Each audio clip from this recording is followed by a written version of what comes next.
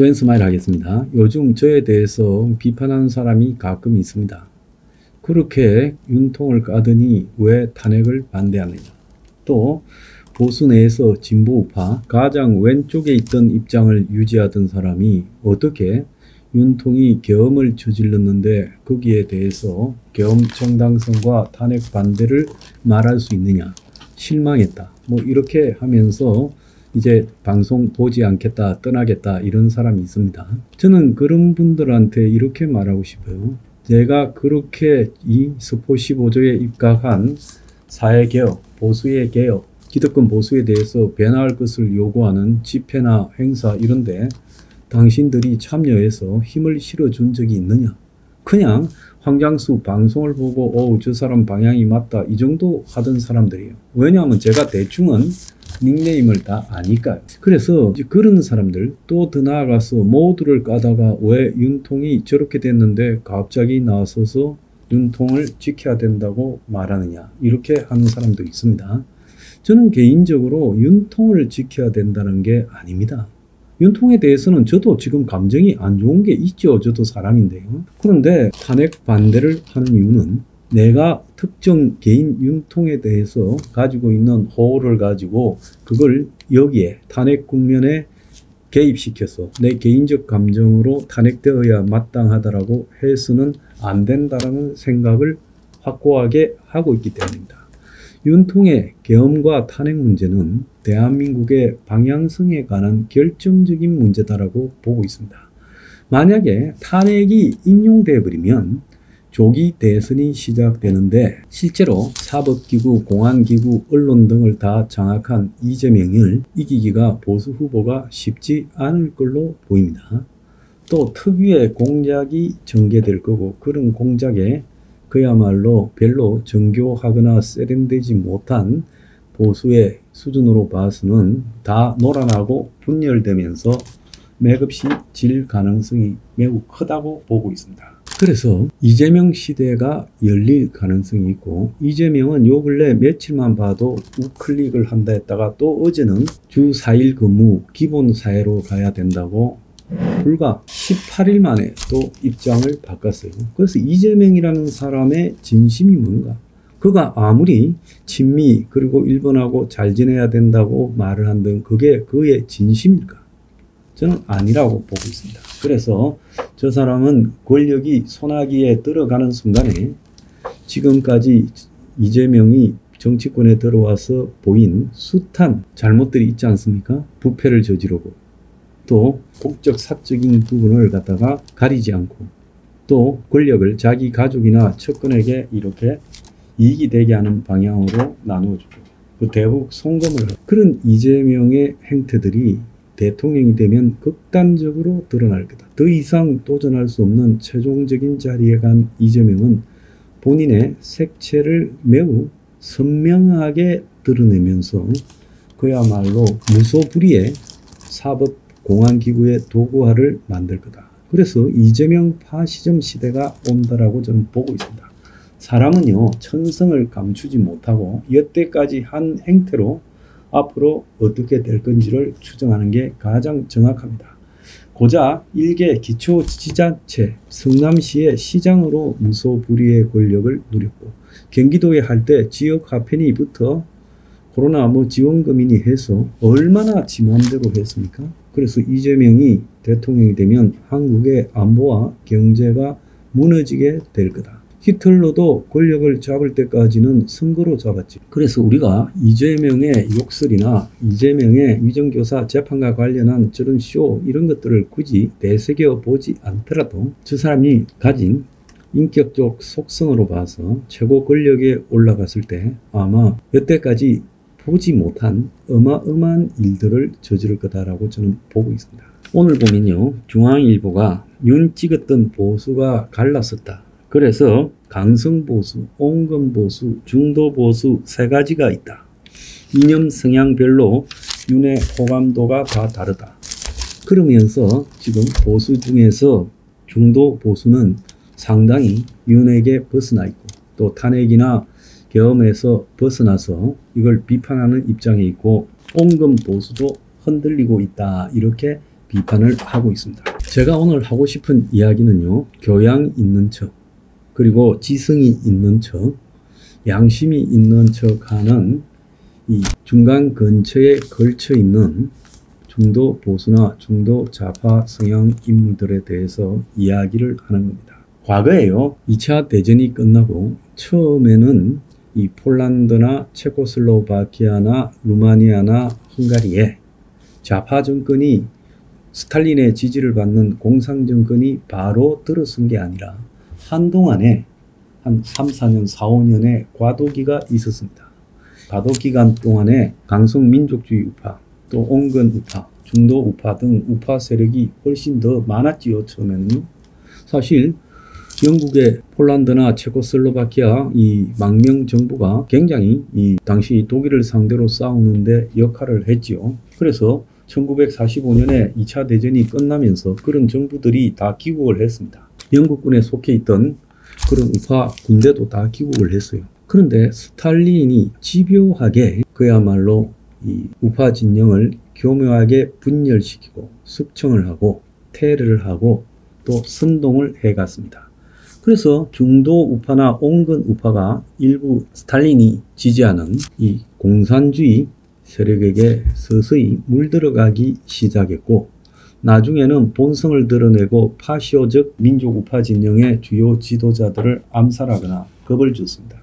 그래서 다 망명하거나 죽거나 이렇게 끝나면서 결국 이 소수의 공산주의자들이 폴란드, 체코슬로바키아, 또 루마니아 이런 나라를 장악하는 데 성공했습니다.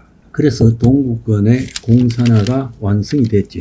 그래서 제가 드리고 싶은 이야기는 뭔가 하면 양심이 있는 척, 교양이 있는 척, 지성이 있는 척 하는 사람들이 생각을 잘해야 된다. 베트남 한번 보세요. 자, 베트남이 공산화될 때 베트남의 지식인청, 또 베트남의 가톨릭 신부, 베트남의 성녀, 베트남의 대학 교수, 베트남의 학자, 판사 이런 사람들이 상당수가 좌파, 그러니까 월명에 기울어져 있었고, 그래서 독자적인 공산 세력 이 베트콩의 이런저런 형태로 이 베트남의 지식인 계층들이 연루되어 있었습니다. 그래서 월남이 공산화될 때 보면 누가 적인지 동지인지 월남 정권 내부에서 구분하기도 힘들었고, 월남 정권 내에 고위층도 베트콩과 연루되어 월명측의 앞잡이였다라는 게 여러 개 드러났습니다.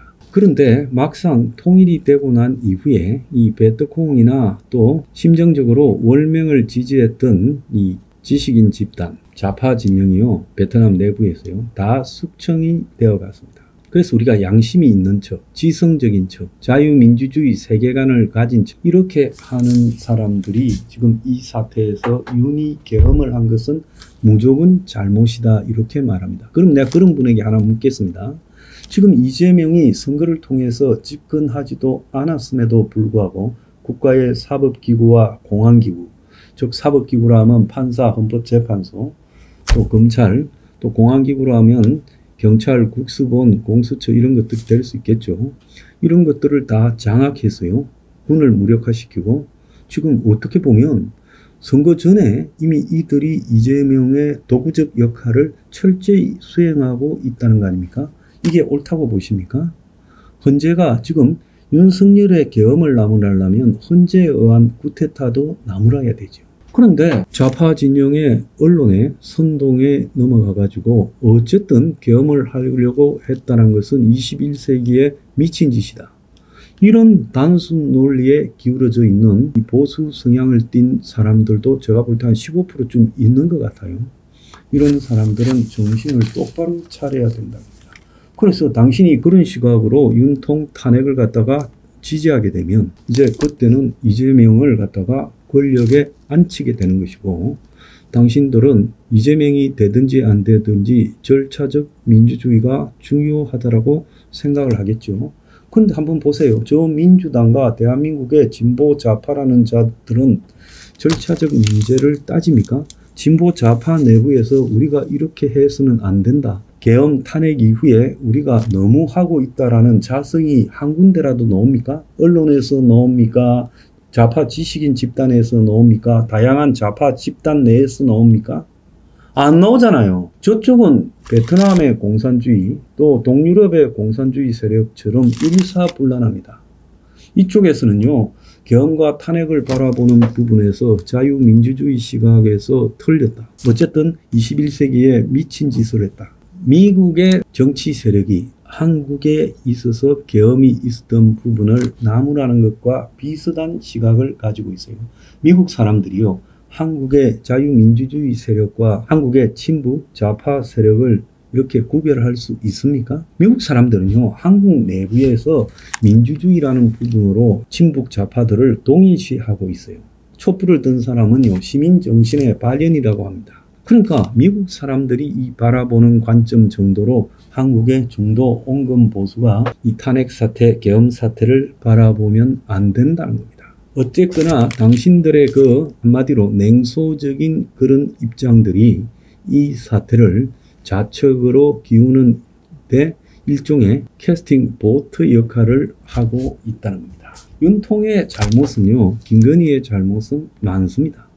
그렇지만은 그런 잘못이요, 재판이 진행되고 있는 저런 이재명의 어마어마한 잘못과 동등하게 취급되어져서는 안 되고요. 또 더 나아가서 윤통이 지금 이런 일을 겪고 있음에도 불구하고 이것이 내란이었냐고 하는 부분에서는 정말 자신들은 내란이라고 이렇게 방점을 찍고 내란을 갖다가 밀어붙였지만 실제로 이 심리에서 윤통이 계엄을 한 것이 내란이라고 가기 어렵기 때문에 내란이라고 탄핵시켜 놓고 한덕수 총리도 내란 동조라고 탄핵시켜 놓고 지금 내란죄를 양쪽에서 다 빼버리고 있는 것 아니겠습니까?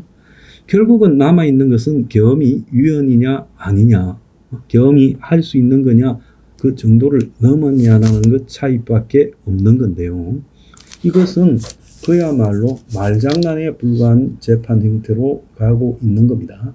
그래서 답을 정해놓고 밀어붙이고 있다는 거예요. 그래서 저는 합리적인 척하는 사람, 이성적인 척하는 사람, 자유민주주의의 규칙을 지켜야 된다고 하는 사람, 양심적인 척하는 사람, 척하는 사람들에게 이야기를 합니다.